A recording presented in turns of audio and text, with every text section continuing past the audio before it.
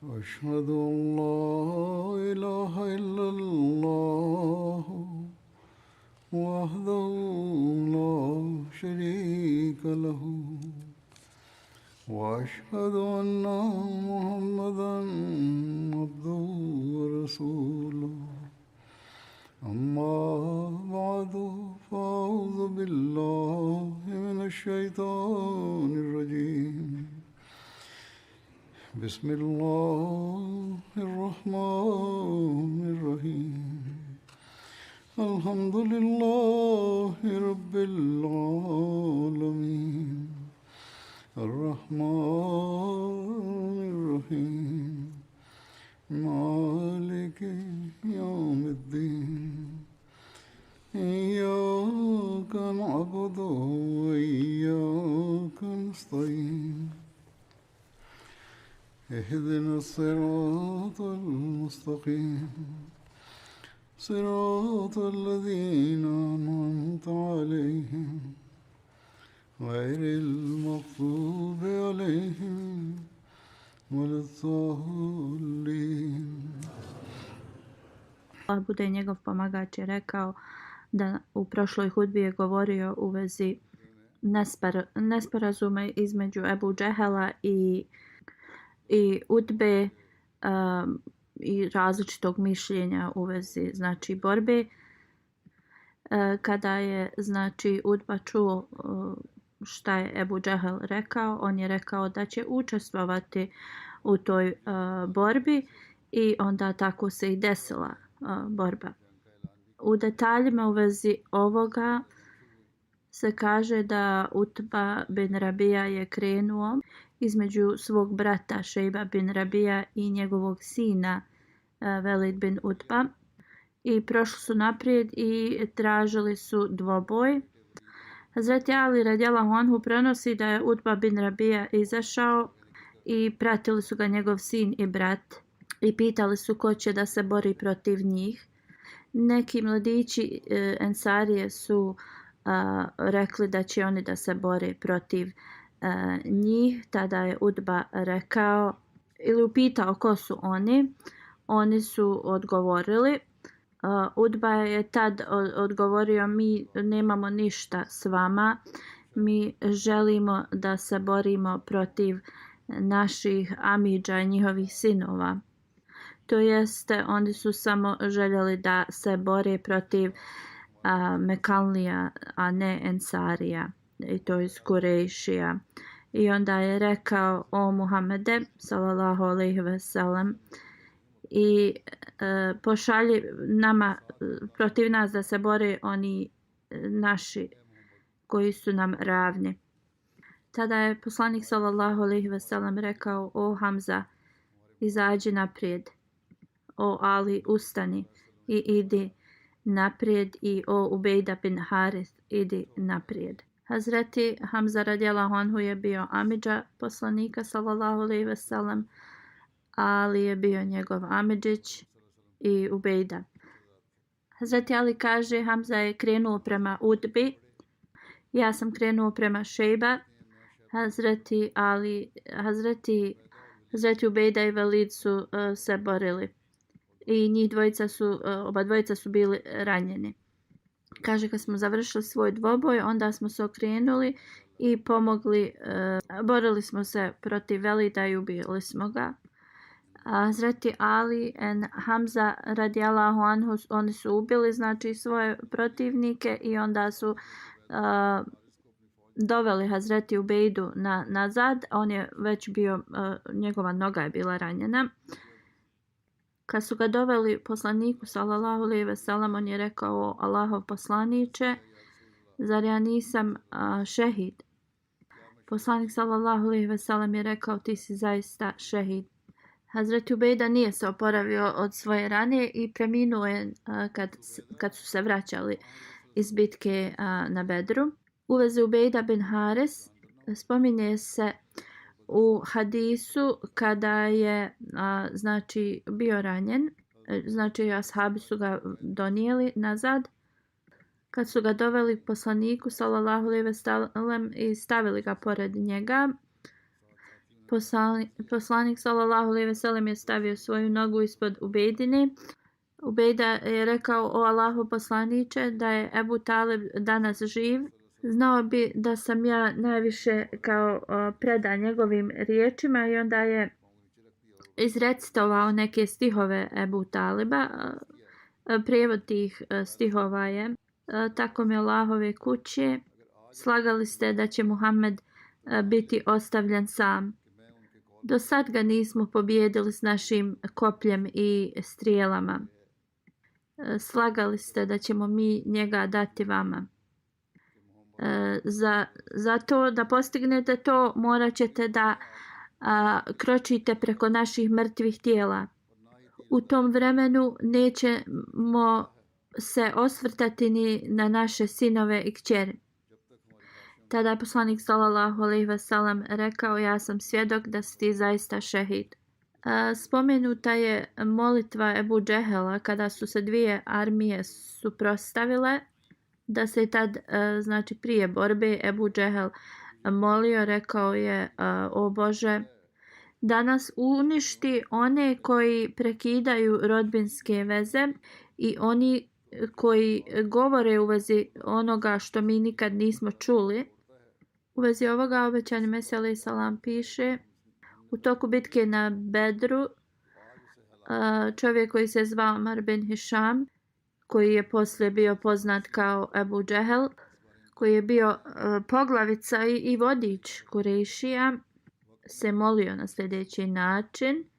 A prijevod toga obećani Mesija kaže, ovo je znači Ebu Džehel je proučio tu dovu kao u vezi sebe i Muhameda sallallahu alejhi ve sellem i rekao: koji god od nas dvojice su više neposlušni i koji znači stvara problem između rodbinskih veza i jedinstva, kao uništi ih danas te koji su ti. Šta je Ebu Džehel mislio tim riječima? Bože sačuvaj, on je kao ciljao na to da je poslanik sallallahu alejhi ve sellem taj koji to radi, koji je stvorio te tenzije između ljudi i kao koji uništava kurejšijsku religiju i ljudska prava i kao prekida rodbinske veze. Izgleda da je Ebu Džehel bio siguran, Bože sačuvaj, da je kao poslanikov sallallahu alejhi ve sellem život bio to što je on ranije naveo. I on je tada se pomolio na takav način, ali on posle te dove nije živio možda ni jedan sat vremena. Allah dželešanhu ga je znači uništio. A onaj koji je znači imao ispravan život i kojeg je Ebu Džehel mrzio toliko, poslanik sallallahu alejhi ve sellem je znači pobjednik bio. Znači na tom mjestu je bilo svukuda krv prosuta. 3 puta veća armija je napala znači muslimane. I oni su, znači, njihov cilj je bio da izbrišu islam sa ove zemaljske kugle. Bili su toliko, znači, naoružani, ali muslimana je bilo sasvim malo, nisu imali oružja, bili su inače siromašni, bili su istjerani, znači, iz svoje zemlje i zaista prema svakom pogledu oni su znači trebali biti uništeni, ali muslimani su bili znači utopljeni u tu ljubav, u Allahovo jedinstvo, u ljubav prema Allahu, njegovom poslaniku sallallahu alejhi ve sellem. I Allah im je podario znači najveću pomoć i snagu, i nema veće snage osim snage da zaista potpuno se predamo i vjerujemo Allahu dželešanuhu. Oni su zaista pokazali takvu službu vjeri da to nikada se posle nije desilo. Znači oni su zaista bili spremni da daju svoje živote na Allahovom putu. Hamza, Ali i Zubeir su znači išli kroz neprijateljske redove, neustrašivo se boreći Hazreti Mehđa, oslobođeni rob Hazreti Omera radijallahu anhu, znači na njega su ispaljivali strijele i on je znači poginuo i on je bio prvi među šehidima. Onda Hazreti Harsa bin Suraka iz Benu Adi bin Nađar plemena, on je također postao šehid. Pio je vodu iz bunara i ispali su strijelu i pogodila ga je u vrat i tako je on postao šehid također. Hazreti Anas radijallahu anhu prenosi da Hazreti Harsa bin Suraka bin Haris je ubijen na bitci na Bedru. On je bio tada vrlo mlad. Njegova majka Rubeja bint Nadar, ona je bila tetka Hazreti Anasa, otišla je kod poslanika sallallahu alejhi ve sellem i rekla: o Allahov poslaniče, dobro znaš moja osjećanja prema Harsi. Ako je on u džennetu, ja ću da ostanem strpljiva i nadaću se Allahovoj nagradi. Ali ako je išta drugo od ovoga, onda ćeš vidjeti šta ću ja da uradim. Poslanik sallallahu alejhi ve sellem je odgovorio: u redu.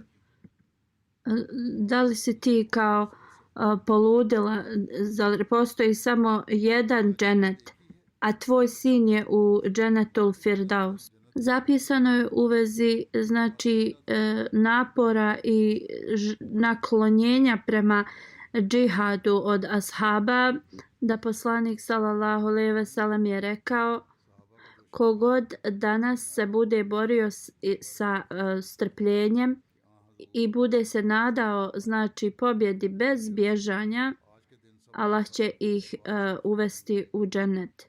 Kad je Umeir bin Hamam iz Benu Selma ovo čuo, on je držao nekoliko hurmi u ruci, jeo je tad. Kad je čuo ovo, rekao je: kako je ovo odlična poruka. Jedino šta stoji prepreka između mene i dženeta je ako me ovi ljudi ubiju. Uzeo je svoj mač i borio se sve dok nije postao šehid. Auf bin Haris, sin od Afra, je upitao poslanika sallallahu alejhi ve sellem: o Allahov poslaniče, koja djela najviše su zadovoljavajuća Allahu dželešanuhu? Poslanik sallallahu alejhi ve sellem je rekao da se bori protiv neprijatelja bez oklopa i tako dalje. On je tada skinuo sve svoje oklope sa sebe i bacio je i onda se borio protiv mnogo nevjernika i također postao šehid. U Sahih al-Buharija se prenosi, Hazreti Abdurrahman bin Auf prenosi: stajao sam na Bedru u jednom redu i kada sam se okrenuo, s moje desne i lijeve strane su stajala dva mladića. I oni što kao boravili su tu, uopšte nisam bio siguran uz njih. I pomislio sam, ovo su vrlo mlade dječaci. Kako da me oni zaštite? Nisam se osjećao uopšte sigurno. Jedan me je upitao tiho da taj drugi ne čuje: Amidža, pa kaži mi gdje je Ebu Džehel. Ja sam upitao: moj mladiću, šta ti hoćeš sa Ebu Džehelom? On kaže: ja sam obećao Allahu, ako ga sretnem, znači Ebu Džehela, da ću ga ubiti. Ili će on mene ubiti. Onda s druge strane, drugi mladić me je upitao na isti način, da ovaj drugi ne bi čuo. Hazreti Abdurrahman radijallahu anhu kaže: ja bi se bolje osjećao da su bila dva odrasla čovjeka umjesto ovih dvojice mladića pored mene. I on kaže: ja sam pokazao oba dvojici gdje je Ebu Džehel. Čim su oni čuli ili vidjeli, kaže, krenuli su na njega i borili su se protiv njega dok ga nisu ubili. Muaz i Muaviz su se zvali, oni su bili djeca od Afra. A Hazret Muaz kaže, ja sam čuo ljude kako govore niko neće biti u stanju da priđe Abul Haka. I kaže, ja sam sebi obećao da ću ga ja zaista napasti. I onda sam prišao blizu njega i udario ga svojim mačem ispod koljena i ranio ga u nogu. Ikrima, njegov sin, me je napao i odrubio mi je ruku. Samo je visila, znači, na koži. I on kaže, ja sam se borio u ovakvom stanju i kad više nisam mogao da trpim, onda sam stavio nogu na moju ruku i otkinuo sam taj dio što je visio. Kada se bitka završila, poslanik sallallahu alejhi ve sellem je išao i tražio gdje je Ebu Džehel. Kad ga nije mogao naći, onda se molio na sljedeći način. Prijevod te molitve glasi: O Allahu, ne dozvoli mi da ja izgubim protiv faraona ovog umeta. Ne dozvoli mu da pobjegnem. I onda su ljudi počeli da ga traže. Abdullah bin Masud radijallahu anhu ga je našao. Prema drugom hadisu stoji da je poslanik sallallahu alejhi ve sellem uputio i sljedeću dovu: Allah moj, ne dozvoli da on pobjegne iz tvojih, znači, ruku. Abdullah bin Masud je, znači, našao Ebu Džehlovo tijelo. Poslanik sallallahu alejhi ve sellem je rekao, ako ne možete da ga prepoznate, on ima ožiljak na njegovom koljenu. Abdullah bin Džedan je imao neki ručak. Tada sam gurnuo Ebu Džehla jako i on je pao na svoja koljena i tada je rasjekao to koljeno i dan danas ima taj ožiljak. Ibn Masud prenosi, kaže, ja sam ga prepoznao po tom ožiljku i on je tada izdisao. Stavio sam moju nogu na njegov vrat pošto me je progonio toliko u Meki. Tad sam rekao: o Allahov neprijatelju, jesi li vidio kako te Allah osramotio? On je tada rekao: koji je razlog za mene da se osjećam osramoćeno? Šta ako ste ubili nekoga?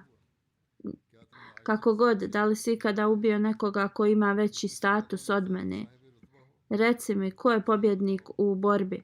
Hazreti Abdullah bin Masud kaže, u njegovim zadnjim, znači, trenucima dok sam držao svoju nogu na njegovom vratu, Ebu Džehel mi je rekao: o ti kao niskog statusa čobane, stavio si kao nogu gdje ne trebaš. Abdullah bin Masud kaže, ja sam tad odrubio mu glavu i donio poslaniku sallallahu alejhi ve sellem i stavio je pred njegove noge i rekao: o Allahov poslaniče, ovo je glava Ebu Džehlova, Allahovog neprijatelja. Onda je poslanik sallallahu alejhi ve sellem rekao: Allahu lazi la ilahe gajru, što znači slavljen neka je onaj koji nema partnera. Ovo je hadis iz Ibn Hišama. U drugom hadisu se prenosi kada je Abdullah bin Masud ubio Ebu Džehla, došao je poslaniku sallallahu alejhi ve sellem i informisao ga u vezi smrti, znači Ebu Džehla. Onda je poslanik hodao uz Abdullaha bin Masuda i rekao: nema niko koji je vrijedan obožavanja osim Allaha. I Abdullah je također ponovio ovo. Onda je poslanik sallallahu alejhi ve sellem stajao pored tijela Ebu Džehla i rekao: o Allahov neprijatelju, sva hvala pripada Allahu koji te je osramotio. Hazreti Katada prenosi da je poslanik sallallahu alejhi ve sellem rekao: svaki, znači, umet ima faraona, a faraon mog umeta je Ebu Džehel. Allah ga je, znači, učinio da bude ubijen i naveo je kako su ga ova dvojica ensarija napali i meleci, a Abdullah bin Masud ga je dokrajčio. Obećani Mesih alejhi salam kaže: Ebu Džehel je opisan kao faraon, ali prema mom mišljenju on je bio gori od faraona. Zbog toga što je faraon na kraju rekao da on vjeruje u Boga od Benu Izrail. Kako god Ebu Džehel nikada nije znači to prihvatio i sav nered znači koji se desio u Meki je bilo zbog njega. Bio je arogantan, neispravan. Obećan Mesija alejhi selam dalje kaže kao poslanik Musa alejhi selam, poslanik sallallahu alejhi ve sellem je sačuvao znači svoj narod i svoje nacije od ovih neprijatelja i odveo ih je iz Meke u Medinu. Ebu Džehel koji je bio faraon ovog umeta je znači dobio svoj kraj u bici na Bedru. Hazreti Muslima Maud radijallahu anhu kaže na Bedru neprijatelji su bili znači sigurni da će da iskorijene muslimane. Ebu Džehel je rekao da će da slave i da piju mnogo vina posle toga i da se neće vratiti dok ne ubiju muslimane. Kako god, Ebu Džehel je znači bio ubijen sa dvojica su ga mladića iz Medine znači ubili.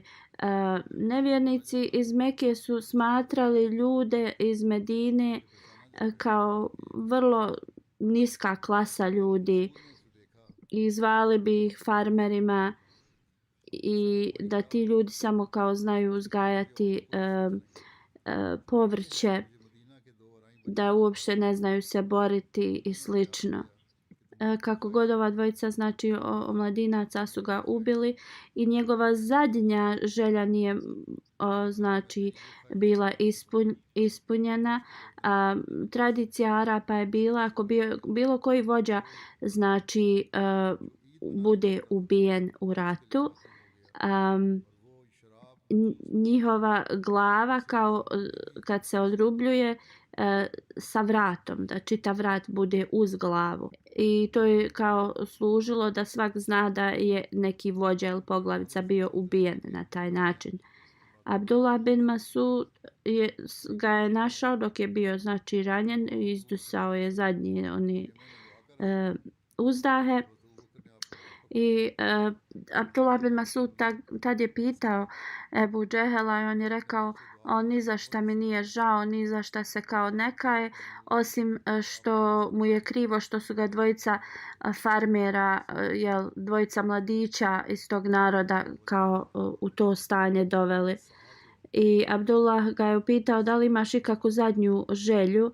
On je rekao jedina želja je da njegova glava bude odrubljena sa vratom njegovim. Onda je Abdullah bin Masud je rekao neću ne dozvoliti da se ova želja ispuni. I onda mu je znači odrubio glavu odmah ispod brade. U Sahih Buhariju se prenosi kad je poslanik sallallahu alejhi ve sellem se molio znači prije borbe mnogo Allahu dželešanuhu za pomoć. Ebu Bekr radijallahu anhu ga je uzeo za ruku i rekao prestani poslaniče, kao dovoljno se molio. Tada je poslanik sallallahu alejhi ve sellem izašao u svom znači oklopu iz svog šatora i rekao je ili uputio još jednu dovu koja glasi: zaista vrlo brzo će biti pobjeđeni i ovo je zaista taj trenutak o kojem su bili upozoreni. I ovo će biti vrlo teško vrijeme za njih. Hazret Mirza Bashir Ahmed Sahib je ovo zapisao na sljedeći način. Iako se, on kaže, muhadžiri i ensarije borili svim mogućim, kurešijska znači armija je bila pa skoro nemoguće da se pobjedi zbog njihovog naoružanja i svega što su imali. Poslanik sallallahu alejhi ve sellem se molio predano Allahu dželešanuhu u svom šatoru i onda je na jedan put izašao i dao im radosne vijesti. Komentar u vezi sure Al-Anfal. Imam Razi piše u vezi tog ajeta kada su Kurešije napali časni poslanik sallallahu alejhi ve sellem se molio. Allahu moj, ljudi, znači Kurešije su doveli svoje konje i sve znači što imaju da bi uništili ili odbili tvog poslanika. Allah moj, ja od tebe tražim ono što si mi obećao. Tada je Džibril se znači pojavio i rekao: o Allahov poslaniče, uzmi pjesak u svoju ruku i baci na nevjernike. Kada je borba počela, poslanik sallallahu alejhi ve sellem je upitao Alija da donese mu jednu šaku pijeska i kamenčića. I on je bacio ih na nevjernike govoreći šahetel vuđu, što znači da njihova lica budu uništena. Nevjernici su sad počeli da trljaju svoje oči. Allah dželešanu je objavio u časnom Kur'anu govoreći: nisi ti bio taj koji je bacio pjesak, jer tvoje bacanje bi samo kao do ljudske daljine doprlo.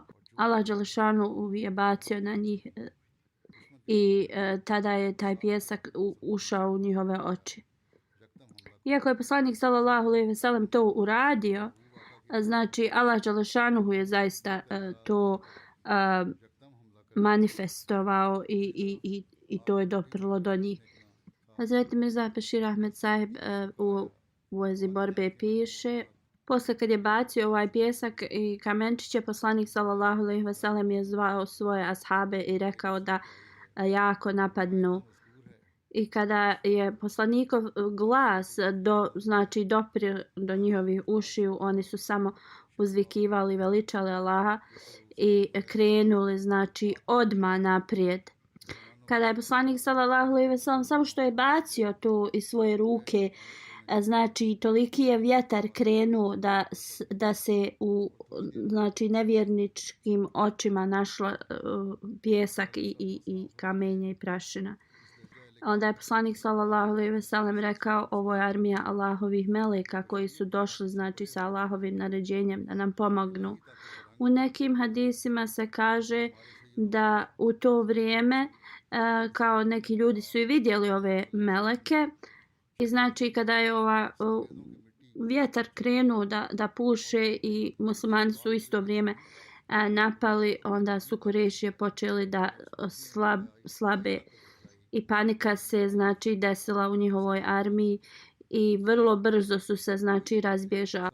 Običajni Mesih alejhi selam kaže: kada nekad uz Allahovu pomoć i blagoslov ljudi znači uz Allahovu volju nešto pokrenu, onda to je toliko jako, kao što smo mogli da vidimo sa našim poslanikom sallallahu alejhi ve sellem, Allahovim miljenikom, što se desilo na Bedru.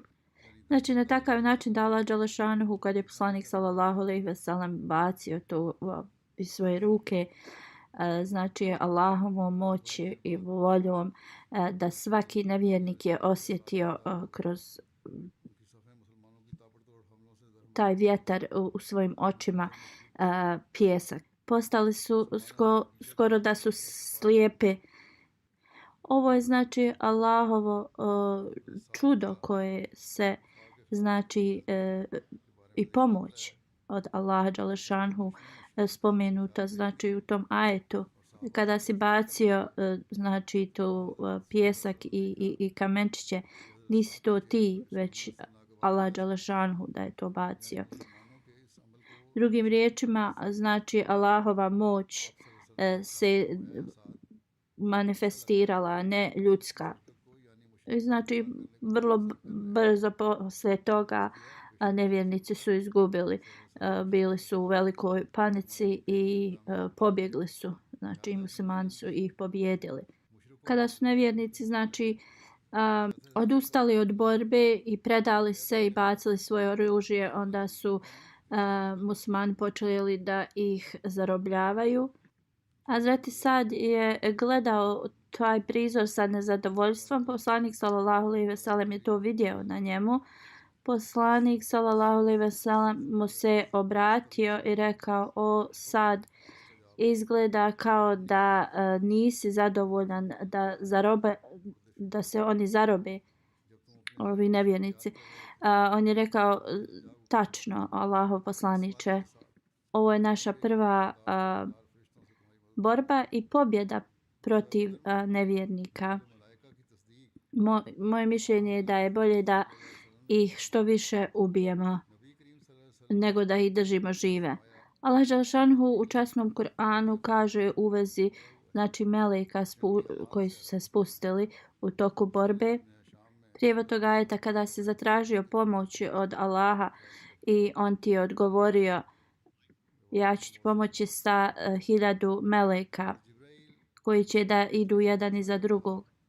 Časni poslanik sallallahu alejhi ve sellem je također svjedočio da su meleci se spustili u toku Bedra. Kada se znači Bedar desio, poslanik sallallahu alejhi ve sellem je rekao, melek Džibril stoji i drži uzde svog konja i naoružan je. U Ibn Hišar mnogi znači hadisi koje su prenijeli ashabi poslanika sallallahu alejhi ve sellem stoje da su meleci bili spušteni u toku te borbe i da je melek Džibril se pojavio ispred poslanika sallallahu alejhi ve sellem i rekao od muslimana kako ti daješ kao stepen ljudima koji su učestvovali na Bedru. Poslanik sallallahu alejhi ve sellem je rekao oni su najbolji muslimani. Ili nešto tako slično. Džibril je rekao i oni meleci koji su učestvovali u bitci na Bedru su također višeg stepena. Jedan biografičar je rekao ili naveo od Ibn Abasa hadis da čovjek iz Benu Efar mi je rekao sljedeće: moj amidžić i ja smo se penjali na planinu da vidimo kao bitku na Bedru. Mi smo tad bili idolopoklonici i mi smo posmatrali ko će kao da bude pobjednik, da se pridružimo onima koji su pobjednici. Dok smo bili na toj planini, oblak je prišao vrlo blizu nama i iz njega smo čuli kao klepete konja i onda je glas rekao: o Hejzun, idi naprijed. Kada smo čuli taj znači glas, moj amidžić je srce mu je puklo i umro je. I ja sam bio blizu smrti. Kako god bio sam u stanju da se uzdržim.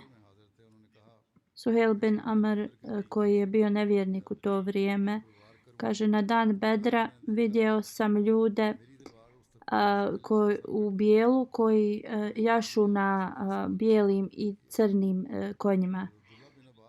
Oni su bili, kaže, između neba i zemlje i ubijali su i zarobljavali ljude.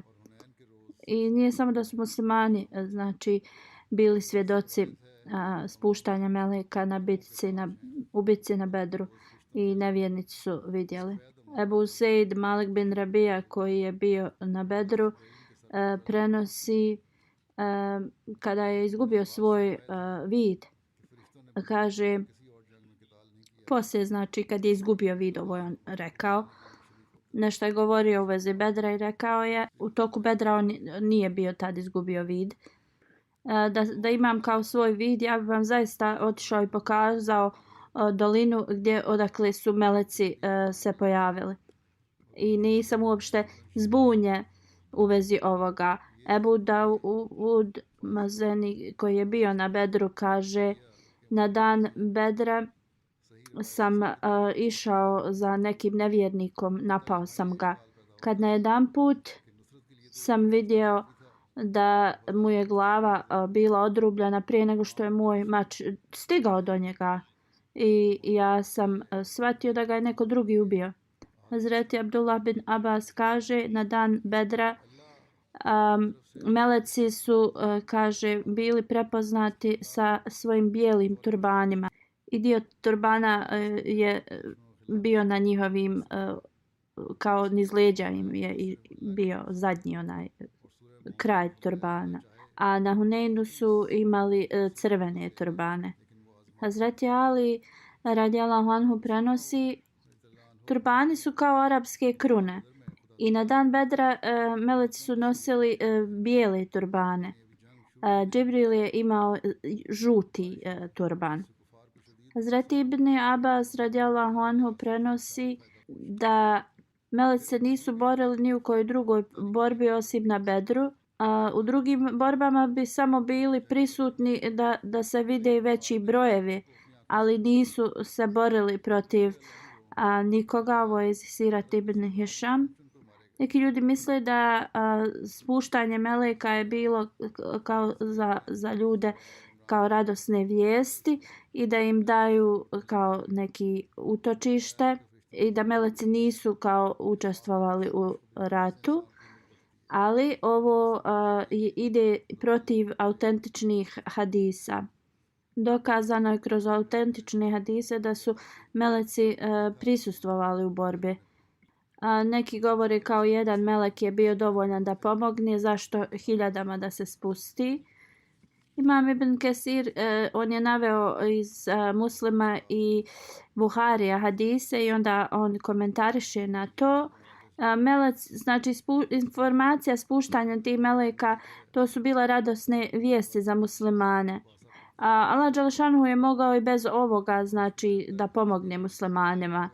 Zbog toga Allah je rekao da pomoć dolazi samo od Allaha. I također je rekao poslanik sallallahu alejhi ve sellem, ako on želi, on može da se također kao sam osveti nevjernicima. Hazreti Musa Maud radijallahu anhu kaže, u toku Bedra Allah dželešanu se manifestirao s neba. Poslao je znači prvo kišu na nevjernike koja je toliko unazadila. Onda je također spustio meleke u pomoć i također toliko znači Bedra mnogi nevjernici su vidjeli meleke i jednostavno to je zaledlo njihova srca strahom. I onda također jedan po jedan arapski poglavica je bio ubijen. U Tafsiru Sagir komentar: jedini razlog zašto se meleci spominju jeste da to poveća neko ubjeđenje i smiraj na ljude, ali znači najjednostavnija poruka ovog svega je bilo da će pomoć od Allaha dželešanu da stigne. U svakom slučaju ovo je bila vizija koja znači se u realnosti pokazana i ne samo muslimanima već i nemuslimanima. Obećani Mesih alejhi selam piše u vezi ovoga u At-Tabri, u jednoj od njegovih arapskih knjiga. Neki Arapi kada čitaju tu knjigu kao ne mogu dobro da prevode. Halifetul Mesih kaže pročitat će arapski sad pa onda prijevod. Znači prijevod tog odlomka je obećani Mesija kaže uvijek je bilo Allahov znači način da čuva skrivenim one stvari čija mudrost treba da bude skrivena i gdje ljudska želja ili razum je se razlikuje od toga. Nekad Allah pokaže nešto što je ogromno i veliko kao malim, a nekada nešto što je zaista malo, neki događaj, pokaže to kao veliki događaj. Nekada radosne vijesti pokaže kao upozorenje, a nekada upozorenje pokaže kao radosnu vijest. I ovo su znači 4 incidenta kojima Allah dželešanuhu pokazuje nam. Znači veliki događaj na Bedru kojim je Allah želio da pokaže kao malim, ali kogod želi da to shvati treba da razmisli u vezi toga šta se zaista desilo. I ovo je znači velika radosna vijest za muslimane. Iako jedan melek pod Allahovom naredbom može da uništi svijet, nije uopšte bila potreba ni za 5 meleka da dođu, a ne 5000. Kako god, Allah dželešanuhu želi da pokaže svoju veliku pomoć i zbog toga je znači rekao taj primjer u velikom broju da pokaže zaista koliko velika pomoć je to. Onda poslije pobjede na Bedru on je rekao vjernicima, Allah je ovo uradio da smiri srca vjernika i da im pomogne da oni pozitivno razmišljaju i da imaju znači nadu u vezi znači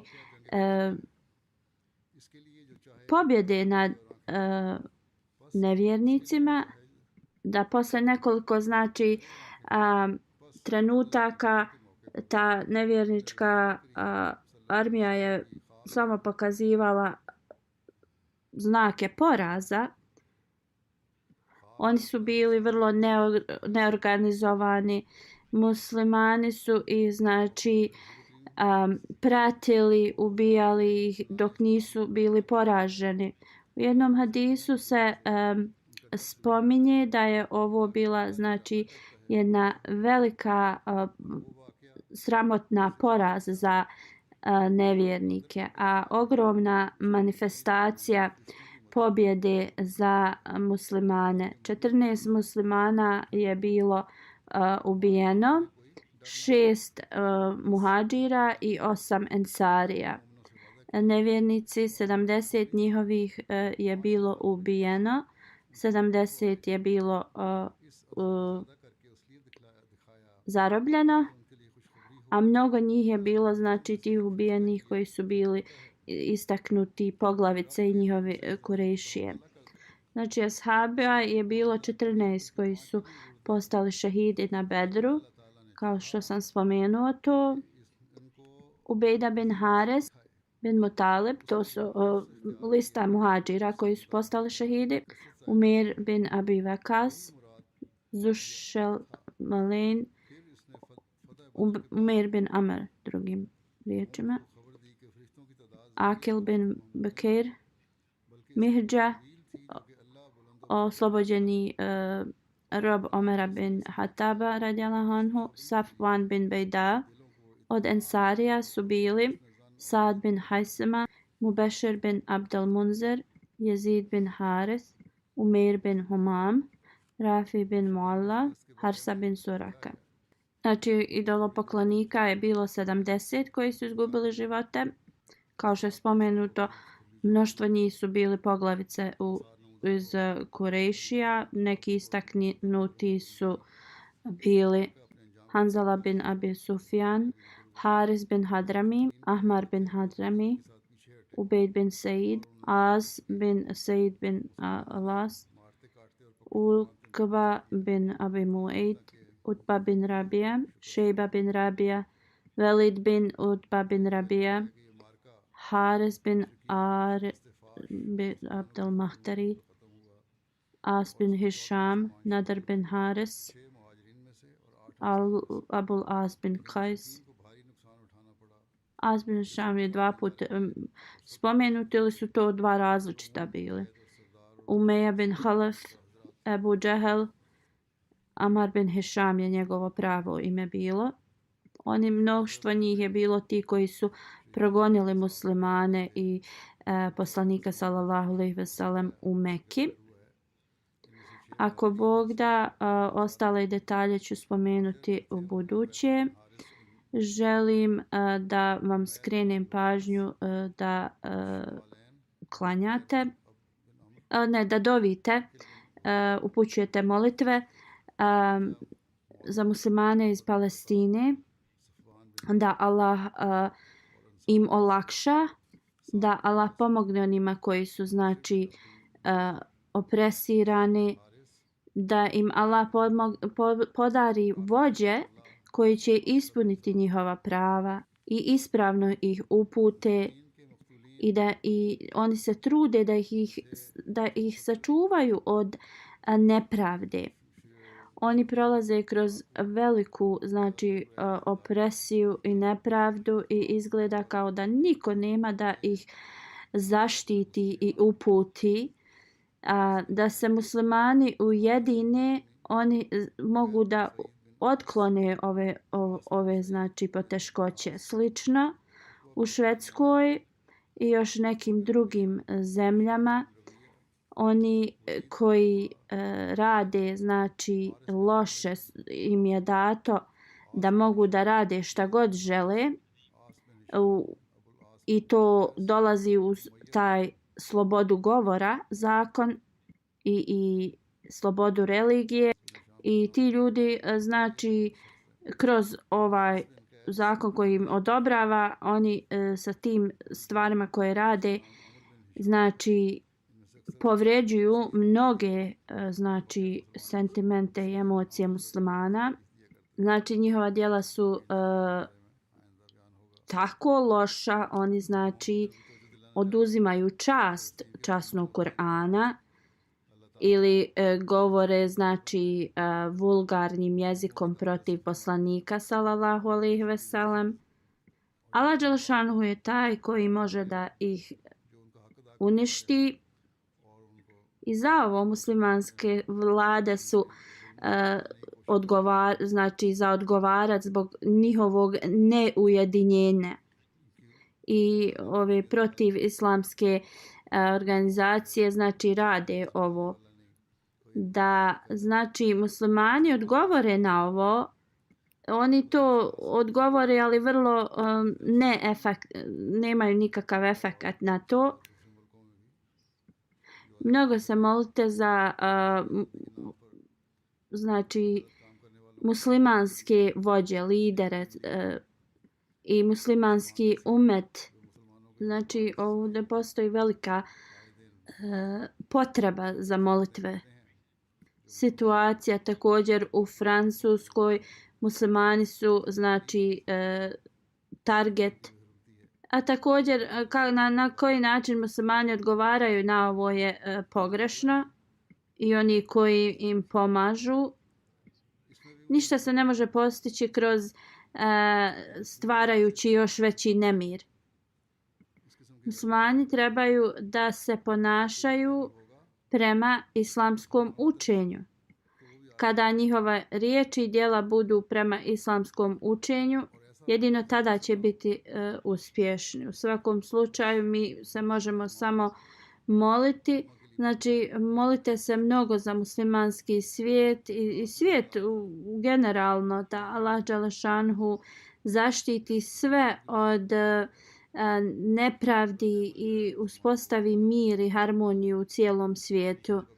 I da svima, znači, da shvate koliko je važno ispuniti prava jedni prema drugima. U suprotnom, kao što sam spomenuo mnogo puta, svijet ide prema velikoj, znači, razoru. Da Allah dželešanu podari milost. Slično, molite se za Ahmedi muslimane u Pakistanu, da je Allah zaštiti od svakog zla. U Francuskoj, iako izgleda da ima mnogo, znači, protesta u vezi tog mladića koji je ubijen, kako god, realnost je da ljudi tu, to što sam čuo, da su skupljali novac i za dječaka koji je ubijen, a i za tog policajca koji je uhapšen. Za tog dječaka 200.000 eura je skupljeno, a za tog policajca u vezi kojeg su rekli da će, znači, ga sudski tužiti i za njega je skupljeno preko 1.000.000 eura. Da Allah dželešanu, znači, podari milost i podari tim ljudima da se ponašaju i znači žive s pravdom i svi muslimani da se znači ujedine.